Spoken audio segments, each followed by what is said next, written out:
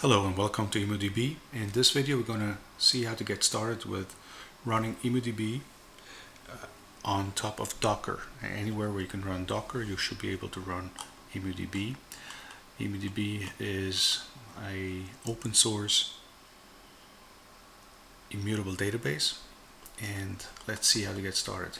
If you go to the GitHub repository under github.com/codenotary/immudb, you go to the README, you'll find how to get started, quick start, and it tells us exactly how to get this done. So we just copy these instructions and put them here. I have a Linux machine here running. Okay, just pulling out the latest version of immudb, and now we got it running. And now we'll just start the container. Perfect, it's now up and running already. Now that's the database running inside the container. How do we interface with it? Well, we just go and get a emu client executable for Linux, which will make it easy for us to interface with it and run commands on it. So if you go here, you'll see on the releases, there's going to be here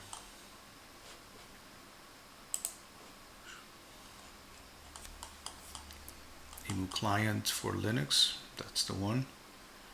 And I'm going to download the static version, copy link address. Okay, so it should be here in my file system. It is. Move emu client. I'm going to move it to user local, then emu client, and now I should just be able to do emu client, emu login.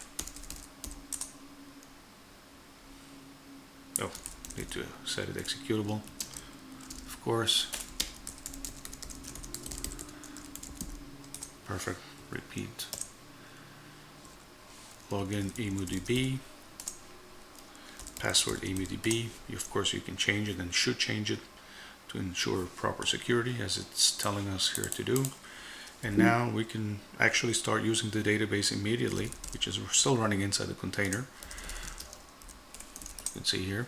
So let's try to write some data into the database. Emu client set, let's say users Peter, and now we've written a key value into the immudb database, and that's the hash. And as you know, nothing can be changed in immudb, it's all just append only. And so we can do a save, we can do a get to see if it's really there, get users, and Peter is there.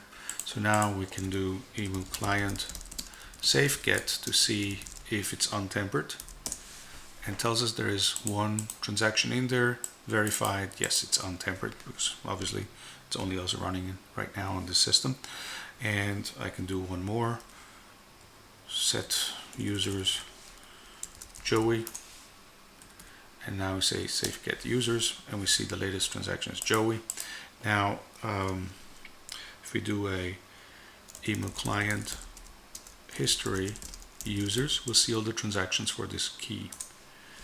You see there was a Peter and now there's a Joey.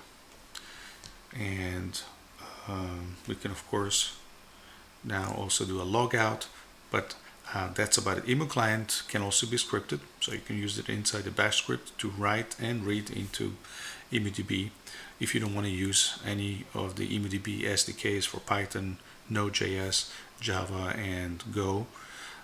So you can just use emu client and script it that way. And if you do a save get, as we just saw,